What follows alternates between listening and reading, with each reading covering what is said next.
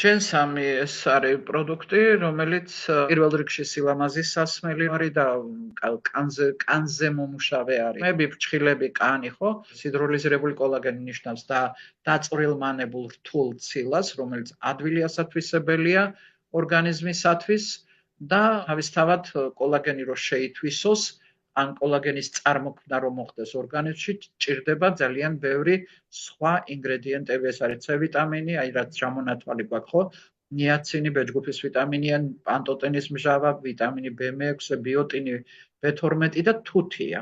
ხო, თუთია როგორი საჭიროა, ყველამ ვიცით, არა მარტო კანისთვის და თმების და ფრჩხილებისთვის, არამედ მთლიანად ორგანიზმისთვის. მოკლედ ვიტყვი, მაინც შემაერთებელი ქსოვილის ძირითადი ნაწილი, ცილები 35% არის კოლაგენი და სადღაც 15-20%-მდე არის ელასტინი. ანუ დანარჩენი კიდევ სხვა ცილებია, ხო? და ამ კუთხით კოლაგენი ძირითადად არის ჩონჩხი, რაც ორგანოებს აჩერებს თავის ადგილას, ეს არის ჩონჩხი, ხო? შემაერთებელი ქსოვილის და აქ ყველაზე მეტი კოლაგენია საჭირო. და ამიტომაც კოლაგენის ნაკლებობა ხშირად იწვევს ამ ორგანოების დაწევას. რასაც ქვია ჟარდის ბუშტის დაწევა, საშვილოსნოს დაწევა, კუჭის დაწევა, რა ვიცი, ბევრი რაღაცა არის. 25 წლიდან იწყებს კოლაგენი სინთეზი ნაკლებად ხდება ორგანიზმში და მისი წარმოქმნაც, ხო? მაგრამ ყველაფერი რო გაახალგაზრდავებულია, ხო? ანუ შეიძლება 20 წლის ასაკში კი რა და 15 წლის ასაკშიც ადამიანს ჰქონდეს კოლაგენის ნაკლებობა. ამას თავისი სხვადასხვა ისინი აქვს, ხო, გამოვლინებები, მაგრამ იშვიათად, მაგრამ ასეც არის და ძირითადად 20-25 წლიდან უკვე საჭიროა კოლაგენი მიახმარო.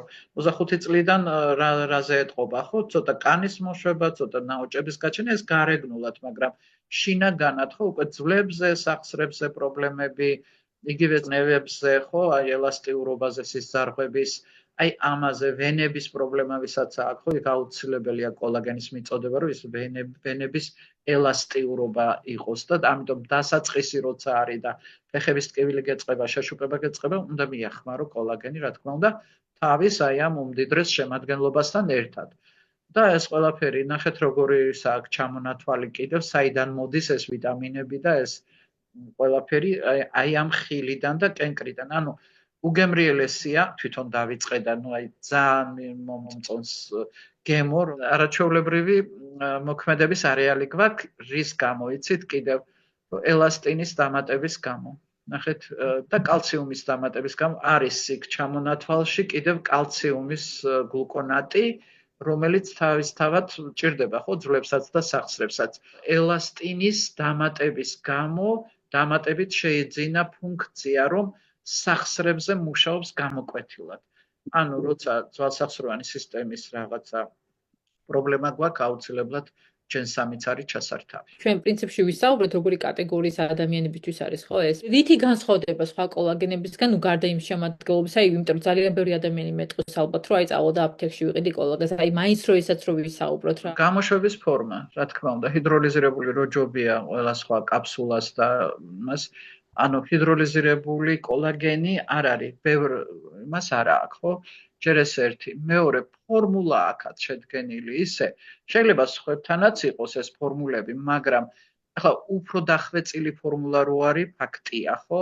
და ელასტინის დამატებული კიდევ მე არ მინახია ჯერ რომ ელასტინ დამატებული აი ასეთი პროდუქტი იყოს სადმე. ალბათონი ანა ითხოვს ორსულებს თუ შეუძლია თუ მიღებაო ალბათ. კი, არ არის არაფერი ისეთი შემადგენლობაში რომ არ შეიძლებოდეს, კი ბატონო. გააჩნია რისთვის იღებს, ხო, აქვს დეფიციტი რამე კიდევ დაუშვათ იმ შემადგენლობის რაც არის. კი ბატონო, მიიღოს, არაფერს არ დაუშლის.